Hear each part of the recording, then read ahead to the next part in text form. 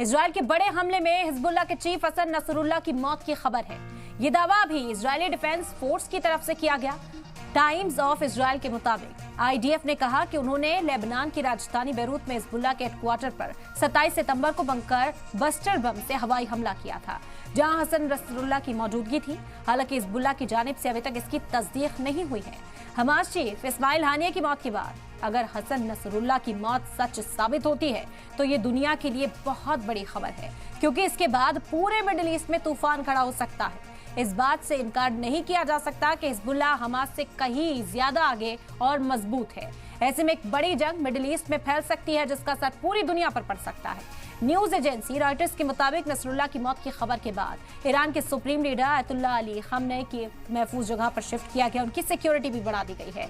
Iran ने organisation of Islamic operation की emergency meeting तक बुलाई है। आज की बड़ी बहस में बात इसी पर करेंगे। Israel versus Lebanon, middle east में तूफान, क्योंकि बड़ी खबर है अगर इसकी तस्दीक हो जाती है। हसन नसरुल्लाह की मौत का दावा जो आईडीएफ कर रही है, ज़ाहिरी तौर पर मिडिल ईस्ट में जो कशीदगी है वो और बढ़ती हुई नजर आएगी। गाजा में तो सीज फायर हो ना सका, लेबनान में इजराइल जमीनी सतह पर अब ऑपरेशन चलाने के लिए तैयार है। ऐसे में हसन नसरुल्लाह की मौत की खबर कितना भूचाल लाती है मिडिल ईस्ट में, यही समझने की कोशिश करते हैं। खास मेहमान भी इस वक्त हमारे साथ है। तारुफ आपका कराते पर चर्चा की शुरुआत करते हैं। इस वक्त हमारे साथ doctor Mohammad Shahzad, international affairs expert जुड़ गए हैं। साथ ही साथ सैयद बाबर अशरफ के चौधरी साहब भी हमारे साथ चर्चा में इस वक्त शामिल हो गए हैं। खैर मकदम है आपका।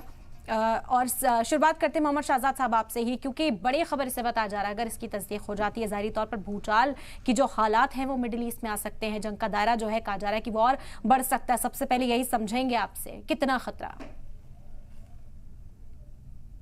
दायरा बिल्कुल बढ़ेगा। देखिए, इसकी सबसे बड़ी वजह है जिस तरह से इजराइल जो है पॉलिसीज को अपनाया है, जिस तरह से वो अटैक कर रहा है। अभी हमास के चीफ को भी उसने कत्ल किया, उसके बाद जो है ये भी ऐसी अभी खबरें आ रही हैं कि इनका भी कत्ल कर दिया है। तो इससे देखिए पूरे मिडिल ईस्ट में इसका बहुत निगेटिव इम्पैक्ट पड़ेगा। उसकी सबसे बड़ी वजह है, आप देखिए जिस तरह से इनजस्टिस कर रहा है इजराइल, और अमेरिका इनडायरेक्टली उसको पूरी तरह से उसको सपोर्ट कर रहा है। यूनाइटेड स्टेट ऑफ अमेरिका कर रहा है, फ्रांस कर रहा है, यूके कर रहा है। तो ये कहीं ना कहीं देखे, और जिसको आप अभी जो मारे जा रहे हैं, जो लोग जिनको शहीद किया जा रहा है, इनोसेंट लोग कितने ज्यादा इस वार में अभी तक मारे गए हैं। तो इसका भी जो है बहुत निगेटिव इम्पैक्ट पड़ेगा। कहीं कहीं इजराइल स्टेट जो है फ्यूचर के लिए अनसेफ हो रहा है, सेफ नहीं हो रहा है। अगर ऐसा वो सोच रहे हैं तो ऐसा कुछ नहीं। आप जितने भी हिस्ट्री उठा के देखें, जो भी इनजस्टिस के बेसिस पे जो चीज बनता है, और अमेरिका की हमेशा डुअल पॉलिसी रही। अगर अमेरिका की पॉलिसी आप देखें हमेशा, चाहे वो टेररिज्म को लेके हो, चाहे जंग वार को लेकर हो, उसकी हमेशा डुअल पॉलिसी रही। आप देखें ओसामा बिन लादेन की बात करें, जब ओसामा बिन लादेन लड़ रहा था अमेरिका की तरफ से जो सोवियत यूनियन के खिलाफ, तब अमेरिका ने उसको जो है मुजाहिदीन कहा। और जो है उसके अलावा जो है आप देखिए मुल्ला उमर जो है चीफ रहे हैं, जो तालिबान अभी मौजूदा गवर्नमेंट है। वो भी जब सोवियत यूनियन के खिलाफ जब मुल्ला उमर लड़ रहा था, तभी ये जो है कहीं न कहीं जो है उसको मुजाहिदीन कह रहा था अमेरिका।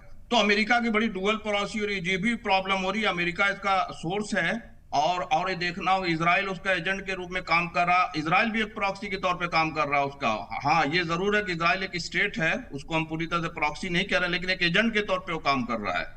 तो इसको देखना होगा, जिस तरह से वो कत्लेआम कर रहा है, जो भी उसके खिलाफ रेसिस्ट करता है उसको टेररिस्ट डिक्लेयर कर देता है।